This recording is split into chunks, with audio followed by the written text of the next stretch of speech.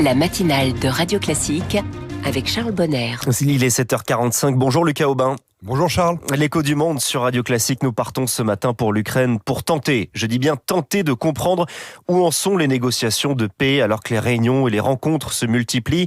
On parle de plans, de processus, de progrès et pourtant ça ne débouche sur rien. Lucas, qu'est-ce qui bloque ? C'est un problème de méthode ou un problème d'objectif ?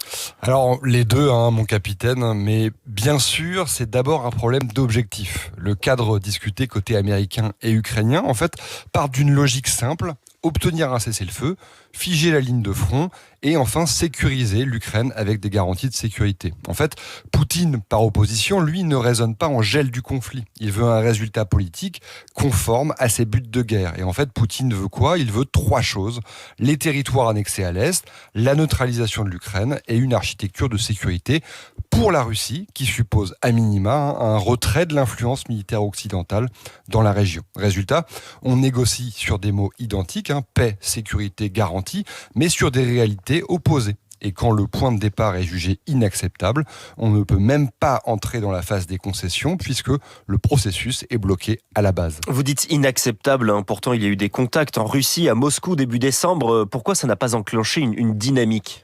Alors Charles, je crois que c'est précisément là où la forme pêche, parce que cette séquence a surtout produit une erreur d'interprétation. En fait, début décembre, l'émissaire américain Steve Witkoff s'est rendu à Moscou, accompagné de Jared Kushner, mais par la suite, Washington a renforcé sa coordination avec Kiev, comme si la Russie était prête à discuter dans ce cadre. Or, Moscou a répondu l'inverse. On a donc une scène classique. L'Amérique croit qu'elle rapproche les lignes.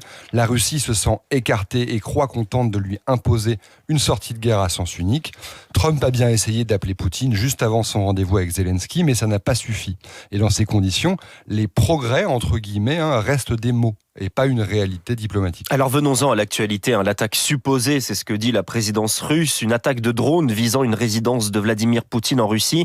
On vous en a parlé hier. Alors qu'est-ce que ça dit du moment que nous vivons ? Alors, c'est précisément effectivement ce type d'épisode qui peut saborder une négociation. Avant-hier, Sergueï Lavrov a affirmé que l'Ukraine avait tenté de frapper une résidence de Poutine dans la région de Novgorod avec 91 drones. Kiev dément et parle d'une fabrication destinée à torpiller les discussions. Et c'est là qu'il faut être précis. En fait, on note l'absence d'éléments publics corroborant la scène et une incohérence chiffrée entre les différentes versions officielles. Autrement dit, même si l'on ne peut pas trancher depuis un studio radio, on peut constater que cet épisode fonctionne comme un outil narratif dont le message est très clair.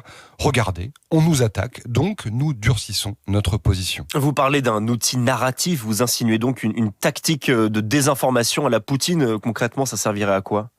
Alors en fait, à trois choses très concrètes. Premièrement, reprendre l'initiative. Au moment où un camp parle de progrès, Moscou injecte un choc médiatique qui recentre tout sur sa grille: terrorisme, sécurité, représailles. Deuxième point, justifier la suite. Si des frappes russes plus dures tombent ensuite, le récit est déjà prêt, nous répondons simplement. Et enfin, 3, diviser l'Occident et rallier le reste du monde. En période de tractation, la Russie teste la cohésion. Qui croit quoi ? Qui condamne ? Qui doute ? Qui temporise ? Le but n'est pas seulement d'avoir raison, c'est de rendre la vérité contestable, donc la décision occidentale plus lente. Voilà en fait en somme pourquoi les négociations ne fonctionnent pas. Elles se déroulent au milieu d'une guerre totale, militaire, hybride, informationnelle. Chacun veut être l'éléphant dans la pièce et les objectifs des uns ne répondent pas à ceux des autres. Les ambitions de Moscou se heurtent à celles de Kiev, qui se télescopent avec celles de Washington, qui se répercutent sur celles de Bruxelles. Un gloubi-boulga géopolitique qui fait le jeu de Vladimir Poutine. En attendant, en Ukraine, le réveillon du 31 décembre se fera sous le signe de la guerre pour la 4e année consécutive. 4 ans de guerre depuis le 24 février 2022 au matin et le début de l'invasion de l'Ukraine par la Russie. Merci Lucas Aubin pour l'écho du monde. Vous revenez demain, il est 7h50.